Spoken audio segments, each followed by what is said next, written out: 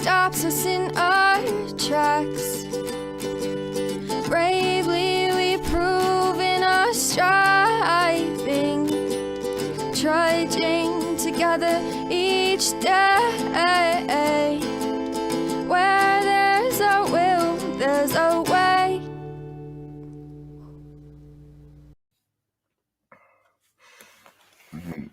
Good morning. I need to plug my phone in.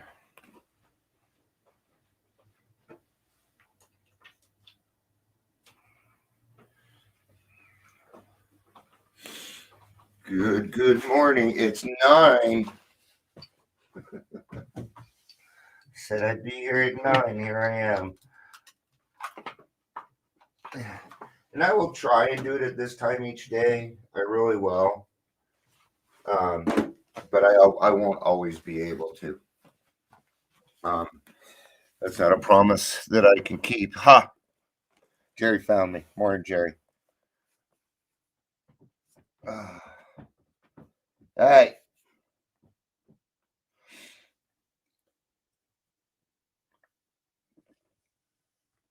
I don't know. I like the white, but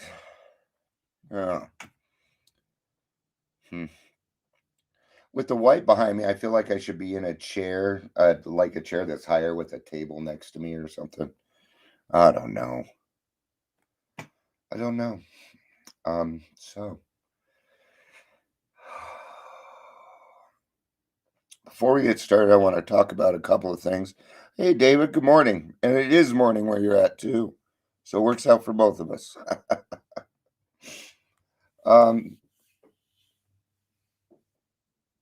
There's actually a couple of things I want to talk about. Number one is how we treat people, but it's not what I'm usually talking about. Well, it is and it isn't. So here's the thing. You liked it before? Okay. I think I'm going to take a vote on it.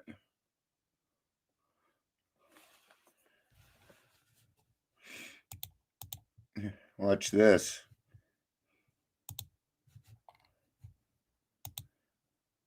And it's back. There you go. Just for you, Jerry. Ta-da! It's magic. Do you like this one better too, David? All right. You guys let me know while I'm yakking, all right?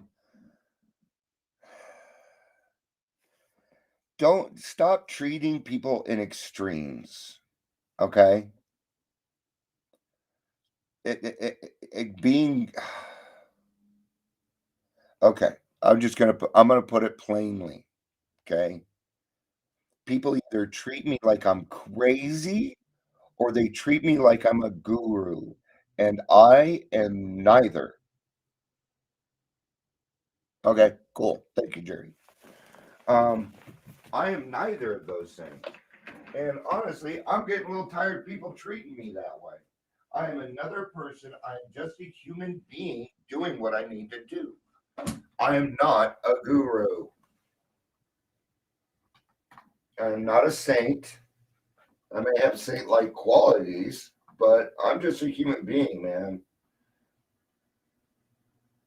And when you treat people like they are better than other people, you put them on a pedestal, and then what happens is you start to lay expectations on that person, and of course they aren't going to be able to live up to them, are they?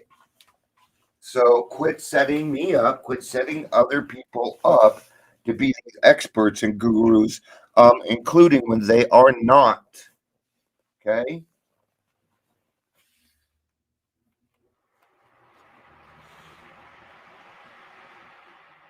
I want you to remember that 90% of the people that do this don't live the same life outside of Facebook. They don't live the same life. Okay? When I leave here, I act exactly the same. Go catch me anywhere. I will be acting exactly like I do here because I don't see any reason to act any different for another person. Okay?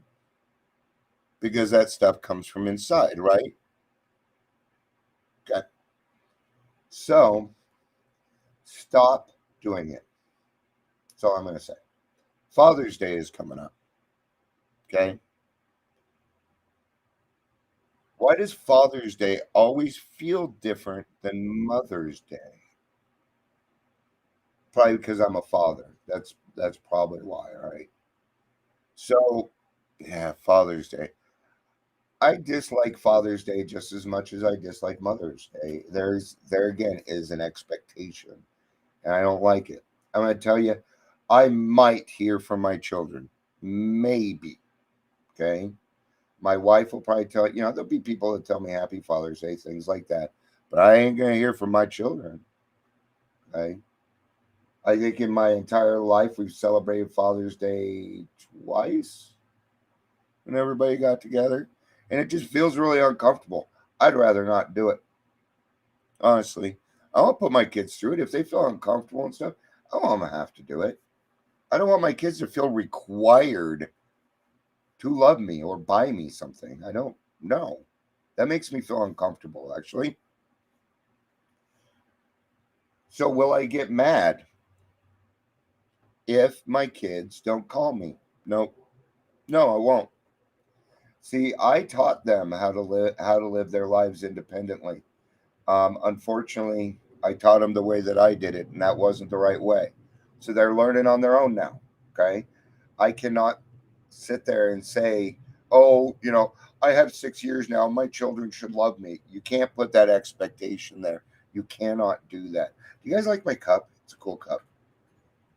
All right, here, I'll get it closer. See how it says, "Have a nice day." Now I'm just going to take a drink.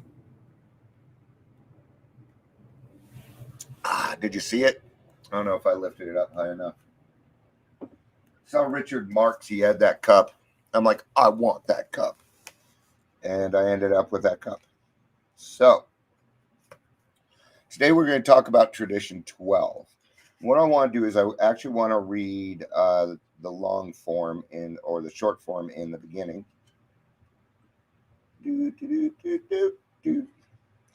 Tradition 12, anonymity is the spiritual foundation of all of our traditions, ever reminding us to place principles before personalities.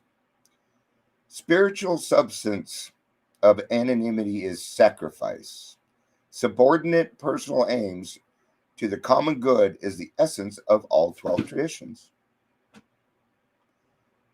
Why AA could not remain a secret society. Principles come before personalities. 100% anonymity at the public level. Anonymity is real humility.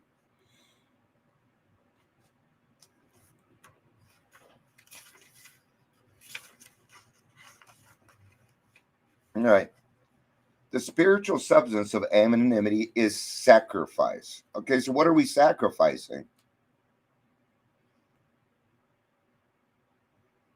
Do you know? Do you even know what you're sacrificing? Let's find out. Because AA's 12 traditions repeatedly ask us to give a personal desires for the common good. There it is. You're going to give up some of your personal desires. You're going to sacrifice. Okay, that's what it comes down to. What you see, what you hear here, who you see here, when you leave here, let it stay here. That is what we're talking about. Principles before personalities. That means if there's somebody in the meeting that you don't like, shut up and listen anyway. All right, we got 3 people on. Say hi.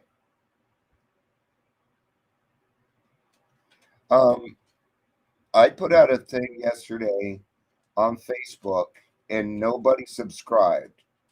Okay. If you are not catching me, then subscribe to YouTube. There's nothing I can do about Facebook. Okay. I want to hear any more complaints about it. So I'm going to, though. All right.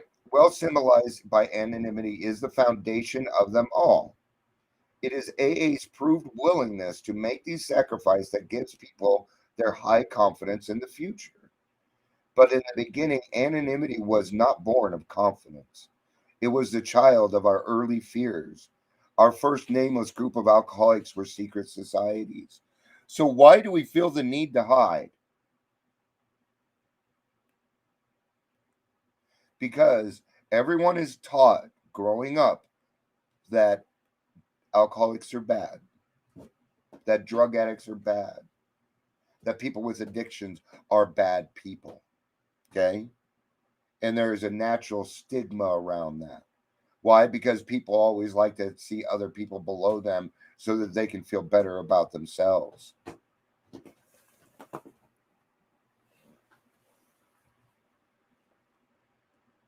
Our first nameless groups of Alcoholics Anonymous were secret societies. New prospects could find us only through a few trusted friends. The bare hint of publicity, even for our work, shocked us. Though ex-drinkers, we still thought we had to hide from public distrust and contempt. When the Big Book appeared in 1939, we called it Alcoholics Anonymous. Its foreword made this revealing statement: "It is important that we remain anonymous because we are too few at present to handle the overwhelming number of personal appeals which may result from this publication. Being mostly business or professional folk, we could not well carry on our occupation in such an event." So do you see why? Can you see why now? In the beginning, it was very important that people kept their anonymity, or it could have destroyed the whole thing. Because just like when new people are coming in, they're like, "Yeah, I've heard of AA," but they have no idea what it's about, right? This is the same thing, but in a fledgling society, being brand new, God was taking care of us. He was holding AA with baby's hands, man. Okay. Now we are not too few to handle those numbers. We got plenty of people in the program. So do we still need anonymity? Yes, we do. See, everybody has a right to their level of anonymity. Okay. I personally, okay, I personally let people know that I am in a 12-step group. Okay. Here I can talk about AA. I'm talking as an AA member right now. That's why. Oh, I should. Oh, see, I'm blowing it. I'm blowing it. And you want to know why? Because my full name's on there. What I need to do is change that to Dion, just so it says Dion, right? So I need to change that because I'm breaking tradition there. See, it's these little nuances that really do matter. Maybe other people won't notice, and it probably won't change anything in the grand scheme of things, but it's about being esteemable. Okay? It's about doing it the right way, following the rules. And the rules aren't there to, well, they're there to challenge you. Okay? They're there to make you think, to grow beyond something. Okay? But just like when you play a game, if you cheat at it, you really didn't win, did you? Between the lines, it is easy to read our fear that large numbers of incoming people might break our anonymity wide open. As the AA groups multiplied, so did anonymity problems. Enthusiastic over spectacular recovery, a brother alcoholic, we'd sometimes discuss those intimate and harrowing aspects of his case meant for his sponsor's ear alone. So, what are they telling us? Don't dump at meetings. I let newcomers dump at meetings. They're new. I don't mind. They need to get it off their chest. So they have under 30 days. Yeah.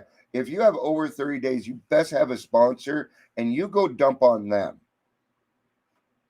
The group is not a place for dumping your problems. Okay. The group is where we solve problems. The group is about solution. Okay. But if you got a little bit of time, you need to start learning how to handle your problems yourself. Okay. Oh, but the group is my higher power. Then listen, you know, maybe you're going through something you need and you have a question. That's fine. Okay. When I say dumping, I mean, you sit down and tell a 10-minute story about how your neighbor pissed you off. That is dumping. Oh, Chris, good. I'm glad you made it. Did you get a notification? I mean, Chris is one of the people I take care of. So, all right. As the AA groups multiplied, so did our and blah blah blah. The aggrieved victim would then rightly declare that his trust had been broken. And yeah, okay. But wow, you just set yourself up. You did. You're the one that ran your mouth in the meeting thinking that everybody could be trusted. Here's the thing, respect everybody, but trust is earned. Trust is earned. Okay. I need you to sign up on my YouTube.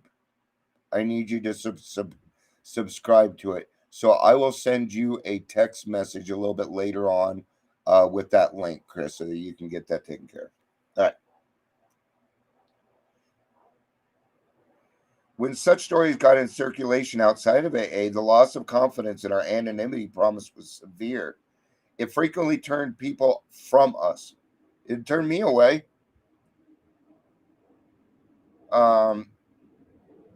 Clearly, every AA member's name and story, too, had to be confidential if he wished.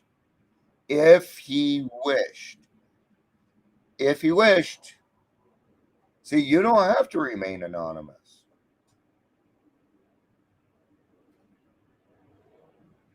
I mean, we all know that Steven Tyler just went back into treatment. Okay. How anonymous was that? Did you guys know that Steven Tyler got the rock and roll community sober like 30 fucking years ago? He started that trend. We best be clapping for Steven Tyler. Okay? He has done a lot for our community and has not said one fucking word. One. Okay? He got Motley Crue sober. He got Rats. So, he went through the gamut and said, guys, we got to clean this stuff up. People are finding what we do disgusting. And we have a responsibility to these people, and we're acting like fools. Your name is 7 Mary 3. Well, that's cumbersome.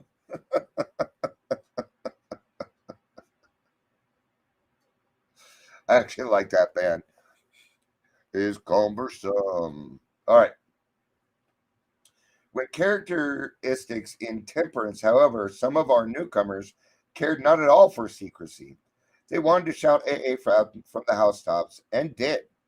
Alcoholics Barely Dry rushed out bright eyes, buttonholing anyone who would listen to their stories. Others hurried to place themselves before microphones and cameras. Sometimes they got distressingly drunk and let their groups down with a bang. They had changed from AA members to AA show-offs. Okay, and those are the people that I take care of.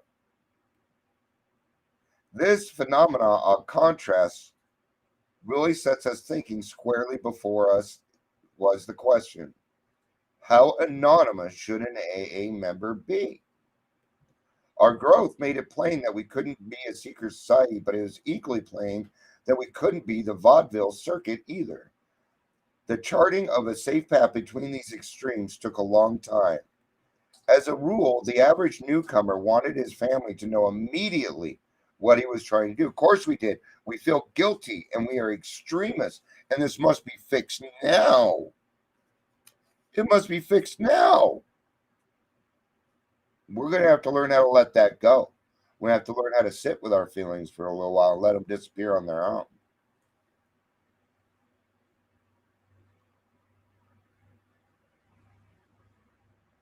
He also wanted to tell others who had tried to help him, his doctor, his minister, and close friends. Yet as he gained confidence, he felt it right to explain his new way of life to his employer and business associates. When opportunities to be helpful came along, he found he could talk easily about AA to almost anyone. These quiet disclosures helped him to lose his fear of alcoholic stigma. This was written in the 1950s, and look, stigma. and spread the news of AA's existence in its community. Many a new man and woman came to AA because of such conversations. Though not in a strict letter of anonymity, such communications were well within the spirit. I'm going to read one more paragraph. Actually, I'm going to read the last two paragraphs. These experiences taught us that anonymity is real humility at work. Meaning, and this is what I was talking about in the beginning, how we treat people and the extremes that we treat people. Okay? Can you just look at somebody and say, wow, that's a child of God and they're doing great. And that's it. And that's it. Dude, don't move my fan, dick.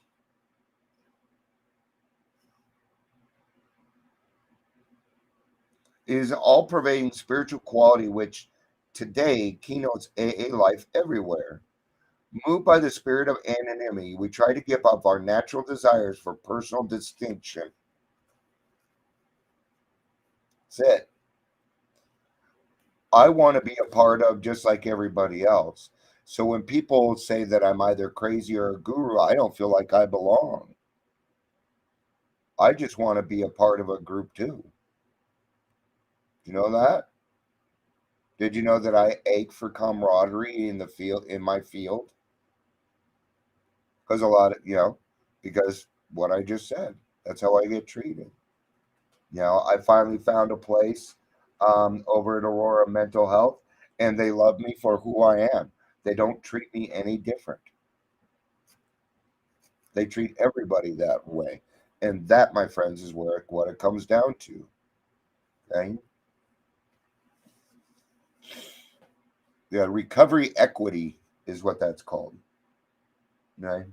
Equity is the amount of recovery that you have in your life above and beyond the 12 steps.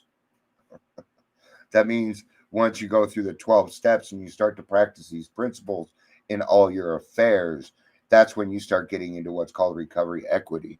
You don't even really know that you're doing it. But what you're doing is you're evening the playing field for everybody by meeting people where they're at, going up and saying, hey, I see you need a sponsor. I'd love to help you. And it tells us exactly how to do it in this book. And if you ever need to know how to do it, you just let me know. And we'll go for a ride down to Detox. Okay? I can let you in there now because I'm going to be working there. Woo! I'm getting excited about that. Did I tell everybody? Let me finish this. I'll talk about it. Okay. I don't think I told it. I didn't even tell my wife. I was talking to this one. I'm like, did I tell you? She's like, no. I'm like, oh, God. Okay. It is an all-pervading spiritual quality which today keynotes AA life everywhere. Moved by the spirit of anonymity, we try to give up our natural desires for personal distinctions as AA members, both among fellow alcoholics and before the general public. As we lay aside these very human aspirations, we believe that each of us takes part in the weaving of protective mantle which covers our whole society and under which we may grow and work in unity. Okay? So principles before personalities. We are people that wouldn't normally mix. Even the five of us here right now, we wouldn't normally mix. But we're like, hey, Dion's talking. Let's go for some fellowship and kind of listen to what he's saying, right? That's the unity of the program, right? As I sit here and do this, I'll give you a great example. I think David's a cool motherfucker. I never even talked to him. We've chatted a little bit, but that's about it. As we lay aside these very human aspirations, we believe that each of us takes part in the weaving of a protective mantle which covers our whole society and under which we may grow and work in unity. We are sure that humility, expressed by anonymity, is the greatest safeguard that Alcoholics Anonymous can ever have. And we must keep it. So we are the defense. Yeah, I know I'm right.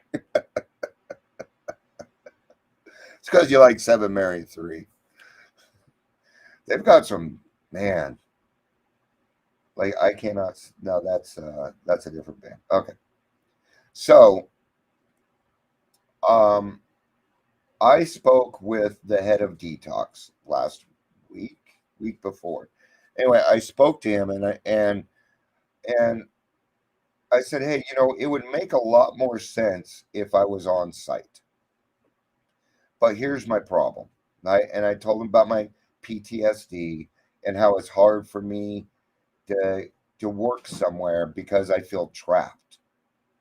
Okay, I feel required to be there, and that's my problem. And he told me, Dion, we can set this up for you so that it works out for you. If you want to go out and take a break, you can. You know, I don't want you to feel like it's something that you have to do. I know that it's something you want. So I am willing to work with you. He said, if you want to come in and whatever you want to do is what we'll do. So I'm going to go to work over at Aurora Detox. I think I'm going to apply today. I'm going to go to work over at Aurora Detox. Um, and they're going to pay me for what I'm doing. We're going to start with prevention. Um, so all the stuff that I've been working on is still coming into fruition. That resource center is happening, but I think it's going to become something bigger than I thought because other people are going to be involved. It may take a little bit more time. And so I decided, what can I do? What can I do without having to have a space yet? And prevention is what came up for me. So what I've been doing is I've been talking to some people. I'm looking for younger people in the program that have done the steps. No, I don't even think you would have to have done the steps. But I want some younger people, and I've been talking to Aurora, so we're living. And we're going to get some of the younger people, and we're going to go around, we're going to talk to schools. Right? And guess what? There's money out there to pay these people to do that. Even cooler, huh? But I tell you now, I wouldn't even have to bring up money. Most of these people be like, yeah, I'll do it. I'll do it. I'll do it. And that's the kind I'm going to take because the dividends they're going to get from it is much better than $12 an hour. Trust me. It is. It is. But what's cool, here's the really cool thing. Education. I will have access to free education for recovery coaches. And actually, we're done with recovery coaches. What we have is peer support specialists. Okay? That's what we do, which includes a little bit more education, has more CEUs in it, right? Continuing education units or whatever those are called. I don't know. I never went to college, right? I don't understand that stuff. So that's what's going on.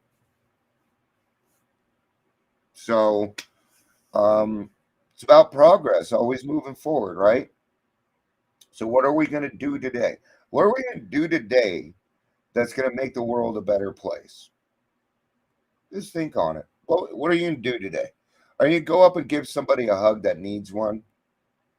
Are you going to help somebody out? Maybe help somebody in with their groceries? Just ask God for the guidance, or ask God, "Hey, God, I'd love to help somebody." He will.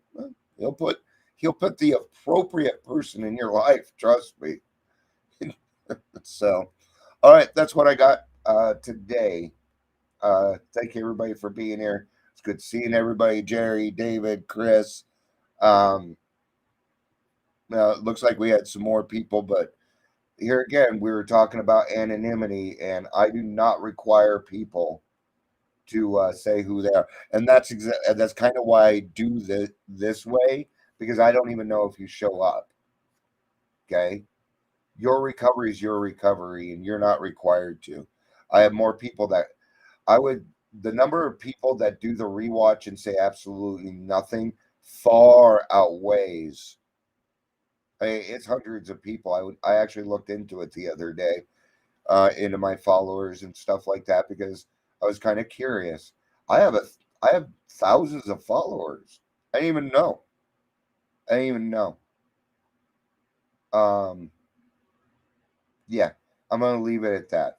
I'm gonna leave it at that, and I'm gonna throw some humility on it and say God is awesome. That's what I got. I love you guys. Peace out and have a day.